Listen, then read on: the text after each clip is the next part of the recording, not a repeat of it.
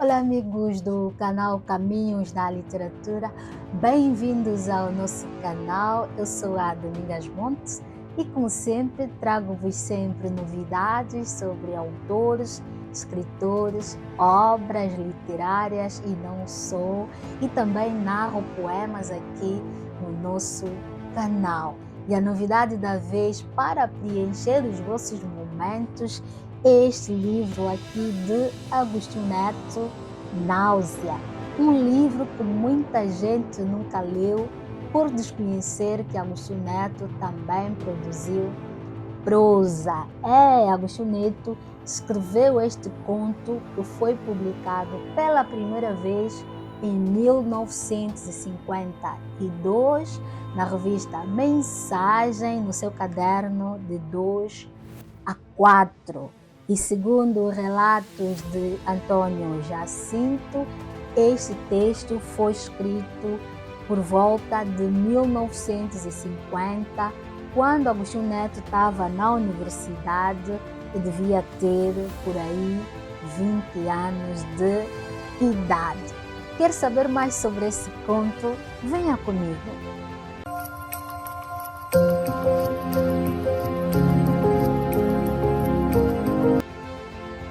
Bem, queridos amigos, Náusea é o único texto em prosa de Agostinho Neto que se conhece, ou pelo menos o texto publicado em prosa que se conhece.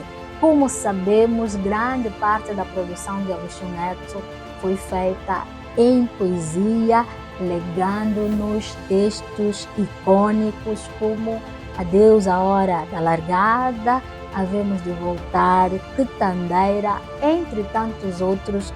Por isso é o nosso poeta maior, herói nacional. Como disse, este conto foi publicado pela primeira vez no ano de 1952 e esta versão que eu tenho é de 2009, uma produção do Ministério da Cultura.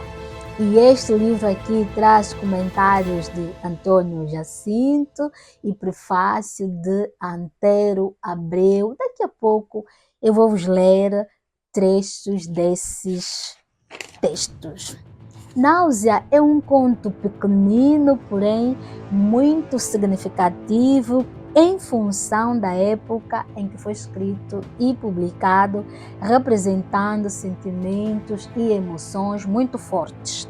Nele, Agostinho Neto narra e ilustra o significado do mar, da Lunga para os angolanos e também para os povos negros, principalmente povos negros em África que viviam na condição de escravos de colonizados. O mar então passa a representar lugar de sofrimento e de morte. Foi nele onde morreram multidões de homens, mulheres e crianças. Com a chegada dos navios, muitas pessoas eram levadas para outros continentes, outros países, outras terras, sendo que grande parte dessa multidão morria nesse trajeto, ou por doenças, ou por maltratos, ou também, como muitos preferiram, atirar-se ao mar e morrer para não continuar na condição de escravo. Por isso, no contexto desse texto, no conto de Agostinho Neto, Calunga, o mar é o inimigo, como nós podemos ler aqui na página 23, e diz o seguinte: Velho João já olhava de novo a areia e monologava intimamente. Moalunga, o mar, a morte, esta água salgada é perdição. O mar vai muito longe por aí fora, até tocar o céu. Vai até a América, por cima azul, por baixo muito fundo, negro, com peixes monstros que engolem homens, tubarões. O primo Chico tinha morrido sobre o mar quando a canoa se virou ali no mar grande. Morreu a engolir água. Calunga, depois vieram os navios, saíram navios, e o mar é sempre Calunga, a morte. O mar tinha levado o avô para outros continentes, o trabalho escravo é Calunga, o inimigo é o mar. Então, essa é a representação do mar para Agostinho Neto, no contexto da narrativa, em função dos acontecimentos daquela época. Ouvimos aqui navios entravam, navios saíam, navios chegavam, navios saíam, abarrotados de gente para outros lugares. E quem nos transmite isso é o personagem velho João de Samba Kimongwa.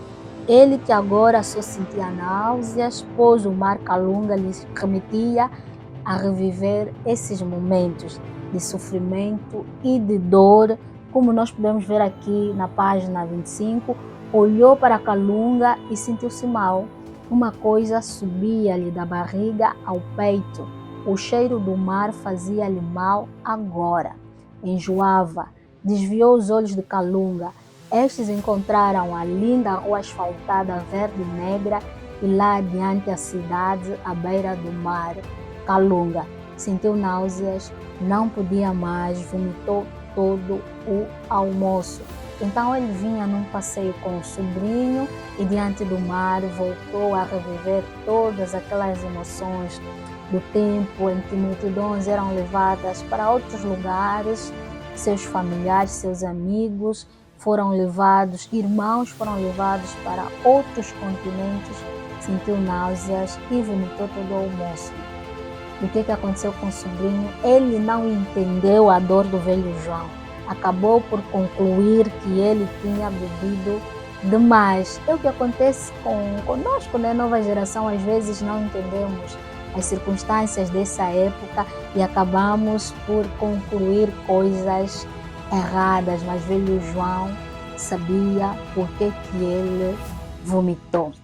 E como prometi há pouco tempo, vou ler-vos aqui o comentário de Antônio Jacinto sobre o livro, sobre o texto e mais tarde um pouco do prefácio de Antero Abreu, aqui representado também no livro. E diz assim Antônio Jacinto sobre o conto Náusea de Agostinho Neto. Ficáramos com o hábito de trocarmos correspondência por longos anos, de Luanda, de Malange, do Bié, de Coimbra, de Lisboa, continuavam-se os laços de uma amizade que nos vinha da escola. Entretinha-se um amadurecer comum para as coisas da vida. Primeiro a literatura, depois a política. Nessas cartas se mantinha o diálogo sobre muitas e variadas questões e trocávamos então as nossas produções literárias. Um dia mandei-lhe o vovô Bartolomeu, que então se chamava Sorte de Preto. Nem eu sabia. Veio o comentário que não gostara do título e foi por isso que o rebatizei, passando até por Anteu. Foi nesse intercambiar que recebi náusea.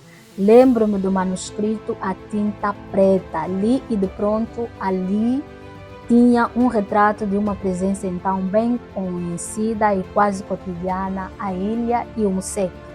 Como sempre, expressei-lhe os meus louvores pelo conto e veio o comentário ao meu comentário. Agostinho Neto já não gostava do seu conto, precisamente por via do título. Jean-Paul Sartre, o chefe de fila do existencialismo, publicara um livro, A Náusea, e isso poderia provocar equívoco.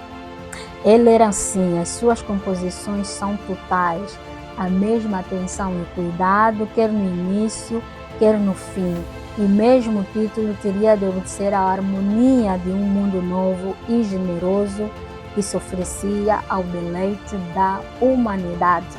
Assim escreveu Antônio Jacinto. E o que Antero Abreu diz aqui no prefácio? Vou ler-vos aqui um parágrafo. Obra da juventude. Quem o diria se não fossem os dados que acabo de fornecer ao leitor? Porque o conto fácil é reconhecê-lo, mostra uma grande maturidade de conteúdo e de forma. quem o escreveu era já indubitavelmente um homem de elevada consciência política, um perfeito conhecedor das gentes da sua terra, o possuidor de um estilo sustido e denso, inteiramente no diapasão do que pretendia exprimir. Bem, queridos amigos, era essa a história, ou seja, o livro sobre o qual vos quis falar hoje, Náusea, de Agostinho Neto. Todos aqueles que ainda não leram esse conto são então chamados a ler o conto. Não fiquem só pela poesia, o conto também nos remete para grandes situações muito próprias do contexto. Então, quem ainda não leu, vá ler e venha nos comentários dizer-nos o que sentiu, o que percebeu dessa história de Agostinho Neto. Também para os nossos amigos que chegaram aqui pela primeira vez e ainda não são subscritos, subscrevam o canal, partilhem os nossos conteúdos e ajudem-nos a crescer, porque isso faz-nos muito bem e vai também motivar-nos a trabalhar cada vez mais e mais. Até aqui nós queremos agradecer a vossa companhia por estarem ali até esse instante. Nós voltamos numa próxima oportunidade. Muito obrigada.